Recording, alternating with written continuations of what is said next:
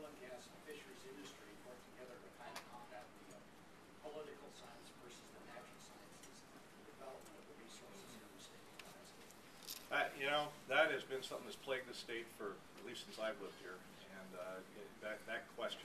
And at times there's been good alliances between the industries. At other times the industries seem to fight each other over what's going to happen. But I think that things are changing considerably. And in fact, I was talking to John Shively about Pebble just offline there, and how maybe some of my folks are dealing with him.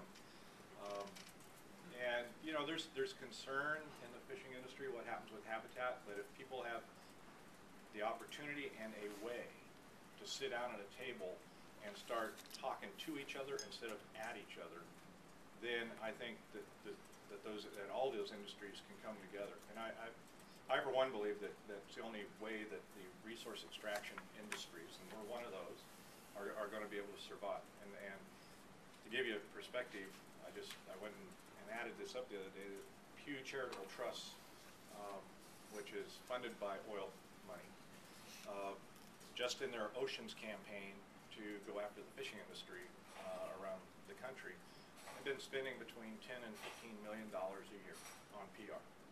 And our crowd, you know, we probably spend, you know, well, you're looking at it.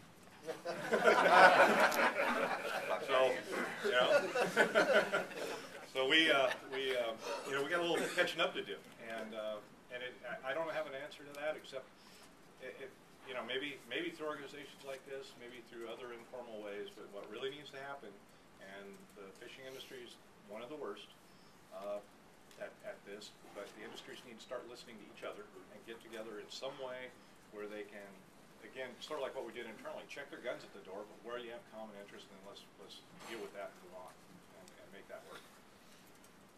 But how do you respond to claims that the pollock catch is implicated in declines in marine mammals like stellar sea lions? Well, my first response is show me the science on it, all right? But that issue has been around since at least the early 1970s. And not just pollock, but large commercial fisheries. It started when the foreign fleets were operating off our shores. And it wasn't just stellar sea lions. It was fur seals, seabirds, etc. And those concerns have always been out there. The graphic I put up there that showed you the biomass versus the ABC versus the target catch, a lot of that is pollock driven because that's such a large body of fish. And the differential between the biomass and what's actually harvested is huge, orders of magnitude. And the reason for that is because when the science is performed, ecosystem considerations are taken into account. That still doesn't answer a lot of people's concerns, and rightly so. You know, the scientists always need to be looking hard at what's going on. But in 2002,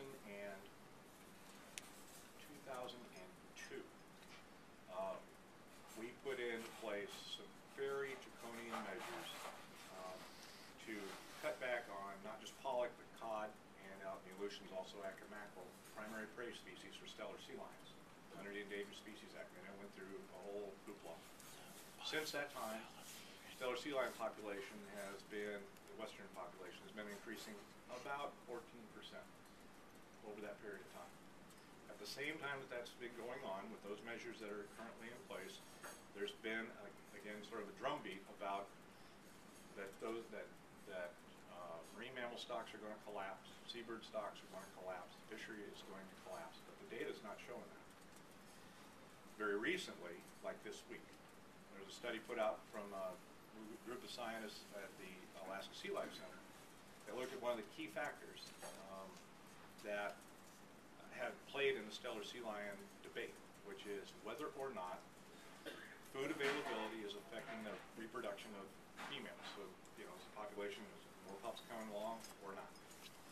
And the claim had been that it's called natality. You learn all kinds of useless information in this job. I didn't know that word. But that natality for stellar sea lions was down something on the order of 20, 30% in the negative. But it was a modeling exercise. That was the previous data. Folks out at Sea Life Center actually went and followed some female stellar sea lions at a rookery over a course of several years. I want to say it's like 8 or 9 years, maybe since beyond. I think it was actually before maybe 2002. In any case, what they found was actually about 40% plus. In fact, it was like 3 times the pup production of what had been forecast. And it's when you get into those kinds of situations where you've got some science over here that's a lot of it modeling and not based on field studies, and then you get field studies and it's showing you a different result. That's where we get real interested, because I like field studies because they're real. It's stuff that's based in what's actually going on. It's not sort of virtual management. I don't have a good answer to you. It's other than that, we try and take it into account in how we set harvest levels, and we set very conservative harvest levels, and then we try and take it into account by closing areas and keeping the fisheries off places where they shouldn't be, and we'll see how it works out. So somebody back up. You. I'm wondering if you could help me understand some of the motives and drivers behind the environmental community. He said it. There's a lot. I don't want to disparage folks, because there are a lot of people that are genuinely concerned about the environment and about the state of our world. And we're really fortunate. We live up here in Alaska, and I for one, I lose track sometimes how fortunate we really are with what we have around us. And you go down to LA, or you go to New York, or you go elsewhere in the country, you can see why people have the concerns that they have, common, normal folks. Then you have the professionals, and the professional environmentalists, and they've got a lot of money now because of about 4 or 5 family foundations, and they're pouring a ton of money into these campaigns. And there are people there that care, and they want to do the right thing. They want to make the world a better place. And there are a lot of people there that really the facts shouldn't get in the way of good political victory. So they cover the gamut. And I guess I always want to give people the benefit of the doubt that they're trying to do the right thing. And then when they prove me wrong on that, then you just move along and you try, and you got to just duke it out with them. But by and large, the folks that are in the professional side of the environmental industry, if you would, are in the same boat as a lot of other folks. They're always trying to raise money. And so there's a whole bunch of those people out there that have to make headlines. They have to show a victory. They have to one-up the other guys so they can get their money. And there's a lot of that goes on in that crowd. Yeah, Dave, going back to the report, showed about 21,000 indirectly in this job.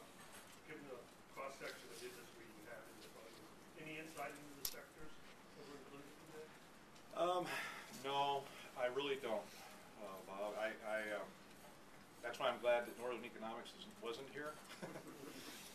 But I wish they were here, because then they could tell you. I don't know how that spreads out across the rest of the economy.